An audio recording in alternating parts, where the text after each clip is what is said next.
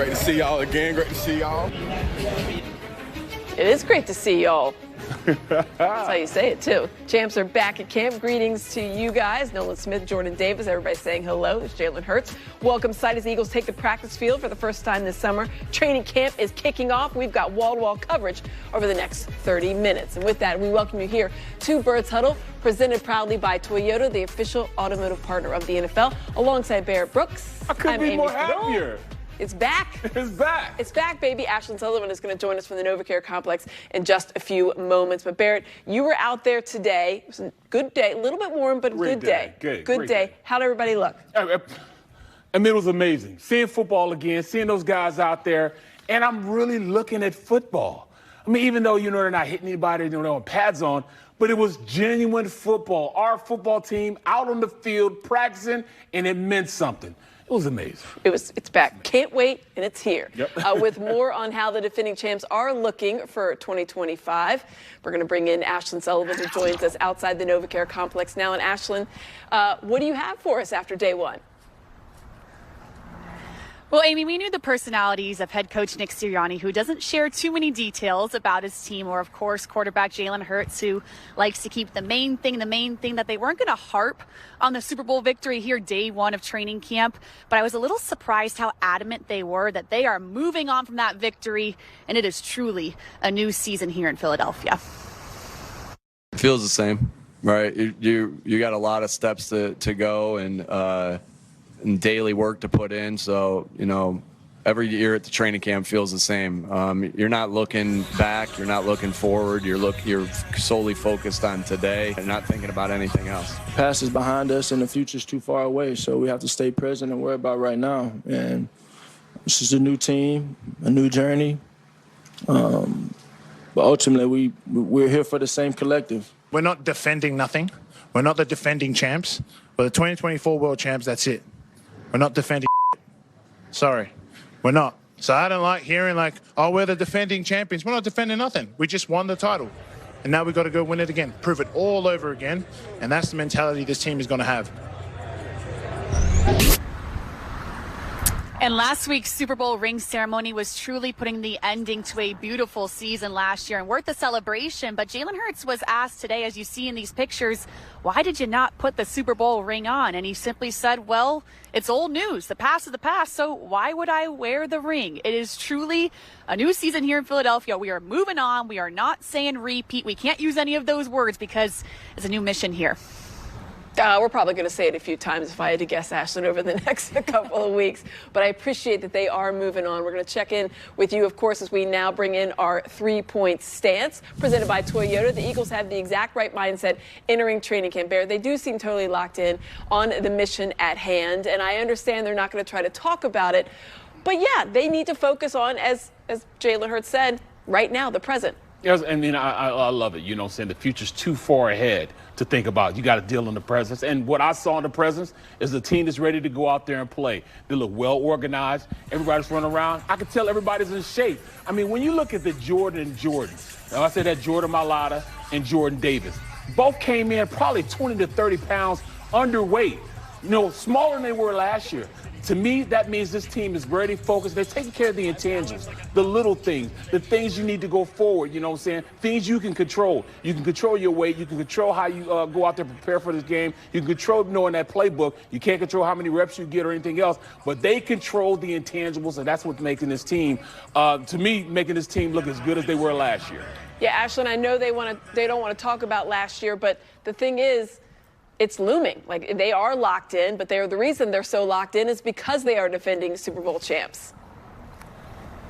Right, and I credit the coaching staff. I credit Nick Sirianni. I credit Vic Fangio that they're not going to let these guys, quote unquote, get away with anything, even though they are pros. I know Bear and I were talking about it at camp today, how impressed we are with the conditioning of these guys.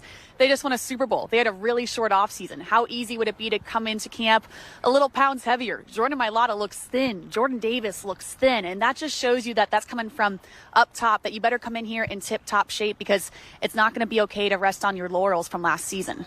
All right, our second stance, the camp competitions, they are just beginning. So, B, let's start with the secondary. There was a rotation, safety rotation, Reed Blankenship between Andrew Makuba, Sidney Brown. What'd you see from the two of them? Well, you started with They were almost, switching out every play. If you look at it, Sidney Brown actually started the camp out. To me, he's the starter. But then you got Makubu right there. Maybe every 2 plays, maybe every play, they were switching around. So that shows they have a lot of confidence in them. But then when they went to certain personnel packages, when they went into their 5-down offensive linemen, defensive linemen, that means, both guards were covered by a 3 technique, and then you had a nose guard. Then they had maybe a linebacker and an end down the outside, depending on what down it was.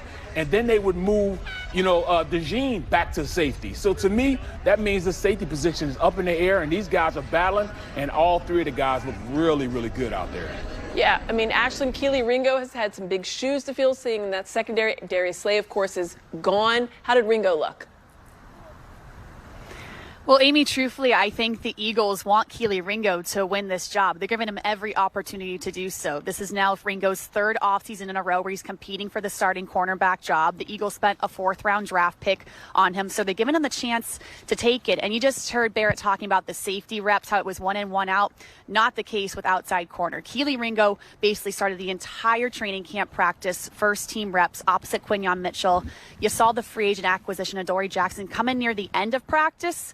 But to me, it very much seems like Adoree Jackson is that veteran presence in the room. He can be a plug-and-play guy if there's an injury, but this is Keeley-Ringo's job to lose, and if he doesn't win it, you're starting to question, can he manage the starting rotation, because they're giving him a lot of chances here. Yeah, that's going to be one of the many battles to watch. Also at offensive line, Yes. Tyler Steen looking like the guy at right guard. Yeah, he took all the reps, and when I look at it, it looks like he belongs there. It wasn't, they didn't have any pads on, so you couldn't see any guy getting blown off the ball or anything like that.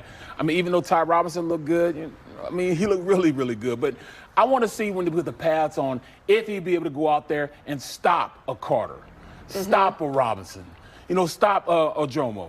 That's when you're going to see, is he belonging there or is he not belonging there? Will he get the approval of Cam and Lane? We'll see then if he's ready to play. So, at this point, I think he's the guy. Steen has been the guy. If he goes forward, you got to take that position. You can't let anybody take it from you. So, Steen, take it if you want it. If not, you got Green there. He's ready and willing to go out there and ball out. All right, well, speaking of taking positions, our third stance is about Jahad Campbell. He's ready to make an immediate impact. Nakobe Dean, of course, placed on the PUP list, not going to be back anytime soon because of that. But Campbell was out there practicing today. So, Barrett, that's a great sign. We weren't sure how he would start camp because he's coming off that shoulder injury.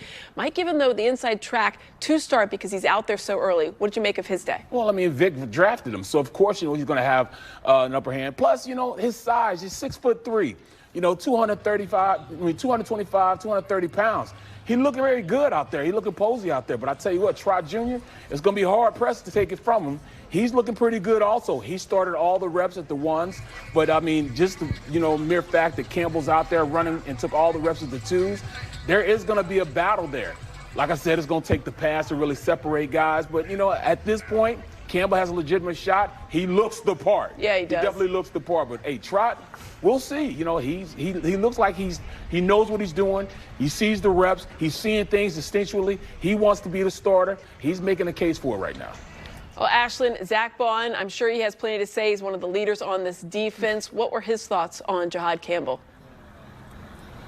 Yeah, Zach Bond was joking with us today how old he feels on this very young Eagles defense. And he said he's barely seen Jahad Campbell play. This is one of the first opportunities to do so because Jahad Campbell, while he was present at OTAs, we didn't see him on the field much at all. But Zach Bond telling us he looks the part. This looks like a guy that can be a plug-and-play player. And Bear and I were talking about it. When you look at Jahad Campbell and Jeremiah Trotter Jr., and credit Trotter Jr. for being present and giving it everything he's got, but you see the difference between a first-round pick and a third-round pick. When you just look at their athletic ability, it seems very similar last year to Quinyon Mitchell, where he wasn't getting on the field a ton, but we knew if he was going to get first-team reps, it was going to be really hard to take him off the field.